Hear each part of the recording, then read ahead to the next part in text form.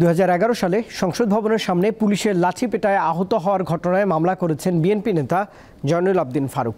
সোমবার রাজধানীর শেরেবাংলা নগর থানায় তিনি সাবেক ডিবি প্রধান হারুনুর রশিদ ও বিপ্লব কুমারের বিরুদ্ধে এই মামলা করেন।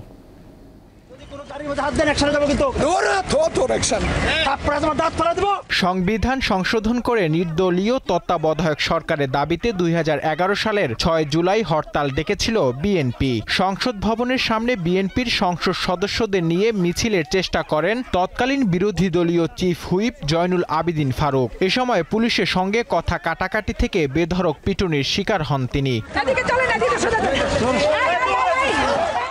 তখনকার অতিরিক্ত police commissioner ADC Harunur Rashid ও সহকারী কমিশনার বিপ্লব কুমার সরকার এই হামলার নেতৃত্ব দেন বলে অভিযোগ করেছেন জয়নুল আবেদিন ফারুক। ওই ঘটনার 13 বছর পর হত্যা প্রচেষ্টার অভিযোগে হারুন ও বিপ্লব সহ 27 জনের বিরুদ্ধে মামলা করেছেন বিএনপির এই নেতা।